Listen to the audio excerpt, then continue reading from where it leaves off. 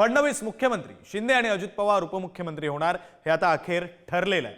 फडणवीसांच्या भेटीनंतर उपमुख्यमंत्रीपद स्वीकारण्यास शिंदे तयार झालेत। शिंदेंना गृह खात्याऐवजी नगरविकास आणि आणखी एक महत्त्वपूर्ण खातं दिलं जाणार। उद्या मुख्यमंत्र्यांसोबत 20हून अधिक मंत्री सुद्धा शपथ घेणार आहेत।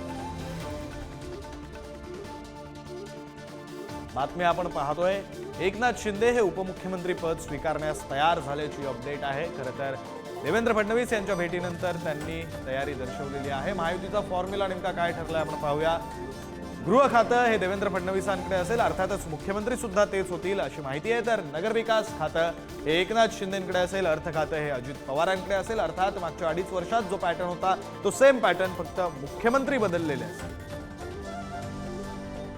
फडणवीस हे मुख्यमंत्री होतील तर शिंदे आणि अजित पवार हे दोघं उपमुख्यमंत्री होतील। एक मुख्यमंत्री दोन उपमुख्यमंत्री हा पॅटर्न तसाच कायम ठेवण्यात आलेला आहे। मात्र मुख्यमंत्री हे देवेंद्र फडणवीस होतील, शिंदे आणि अजित पवार हे उपमुख्यमंत्री होतील। गृह खातं हे देवेंद्र फडणवीसांकडेच राहील, नगरविकास खातं हे शिंदेंकडेच, तर अजित पवारांकडे अर्थ खातं हे कायम राहणार। आपले प्रतिनिधी सुशांत सावंत आपल्यासोबत जोडले गेलेत, आपण त्यांच्याकडे जाऊया, त्यांच्याकडून अधिकचा तपशील घेऊया।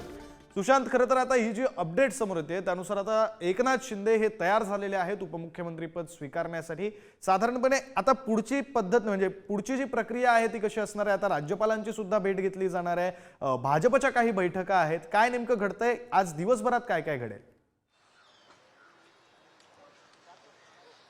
विक्रांत, आपण जर बघितलं असेल तर काल संध्याकाळी म्हणजे देवेंद्र फडणवीस यांनी वर्षावर जाऊन एकनाथ शिंदे यांची भेट घेतली आणि खरं तर कालच सगळा तिढा जो आहे तो सुटलेला आहे। देवेंद्र फडणवीस हे मुख्यमंत्री होतील आणि उपमुख्यमंत्री एकनाथ शिंदे आणि अजित पवार होतील हे आता जवळपास निश्चित झालेलं आहे।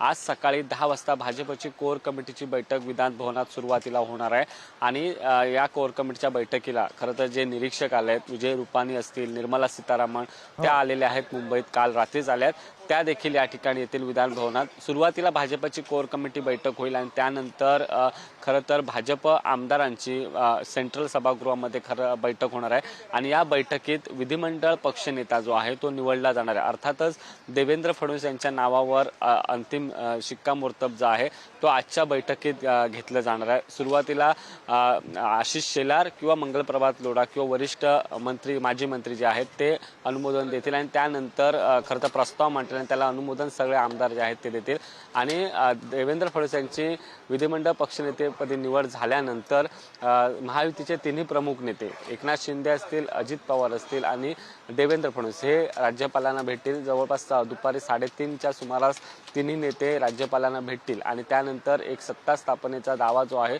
तो या महायुतीकडून करण्यात येणार आहे। सुरुवातीला जर आपण पाहिलं असेल तर कालपासूनच खरं चर्चा होती की देवेंद्र फडणवीस आता मुख्यमंत्री जवळपास निश्चित होणार आहे। निरीक्षक आल्यानंतर त्यांच्या नावाची जी आहे ती अधिकृत घोषणा जी आहे ती आज होणार आहे।